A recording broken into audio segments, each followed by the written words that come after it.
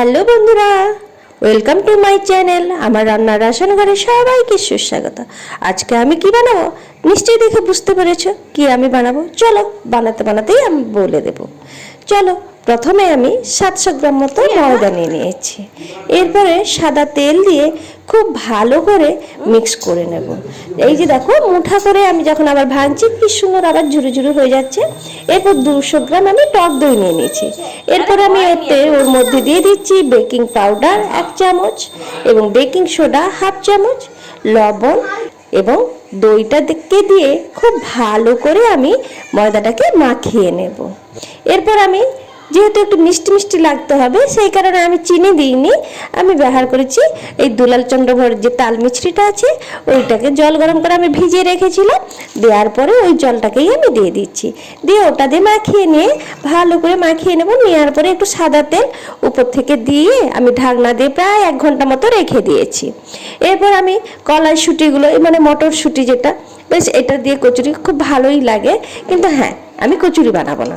এরপরে মটরশুঁটিগুলোকে আমি এক এক করে ছাড়িয়ে নিয়েছি।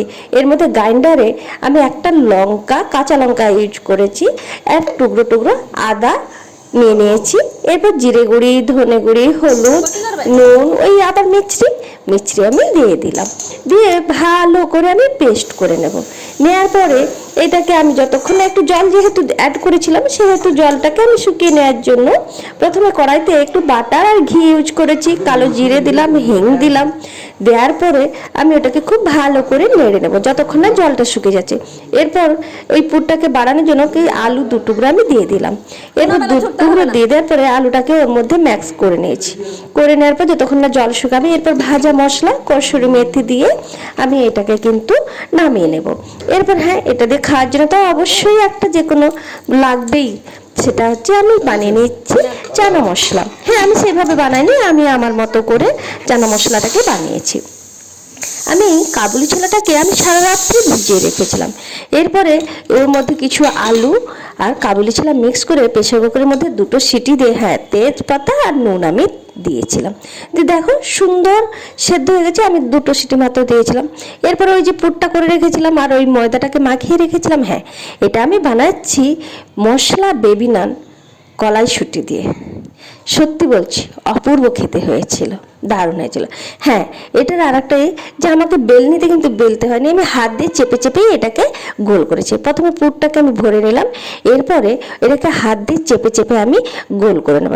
হ্যাঁ, ভাবনার কিছু কারণ নেই, এই যে পুরটা দিয়েছি এটা কিন্তু সব দিকে স্প্রেড করে যাবে, সুন্দর পুরোটাই হয়ে যাবে।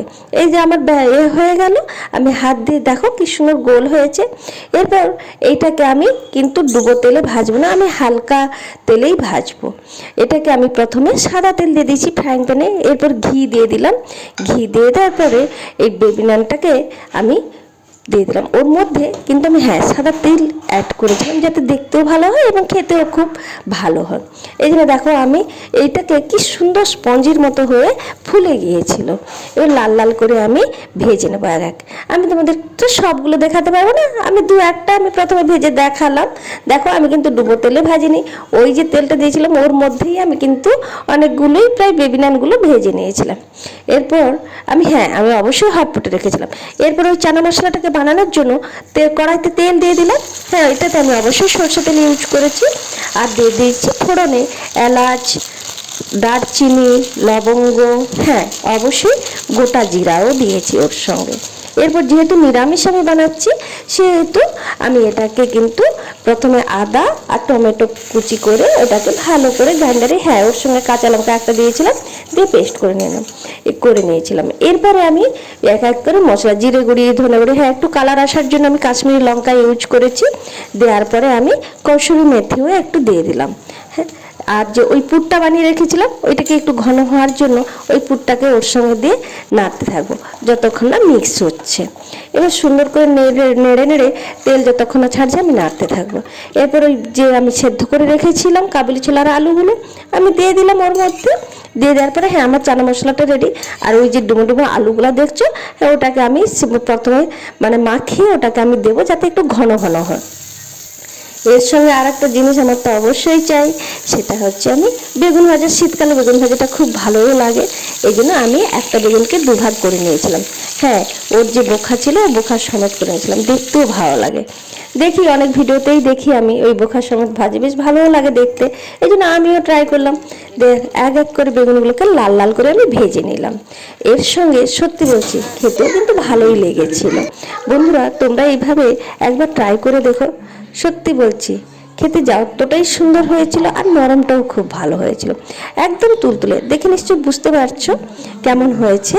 আর খেতেও একটু একটু মিষ্টি মিষ্টি, আবার মশলাতে একটু ঝাল ঝাল ছিল, আর তরকারিটাও ছিল অসম হয়েছিল। সত্যি বলছি খুব ভালো হয়েছিল। বন্ধুরা, আমাকে বিশ্বাস করে একবার তোমরা ট্রাই করো, তোমরা ঠকবে না। অবশ্যই আমার কাছে থেকো, ভালো থেকো, সুস্থ থেকো। অবশ্যই লাইক করো, কমেন্ট করো, সাবস্ক্রাইবও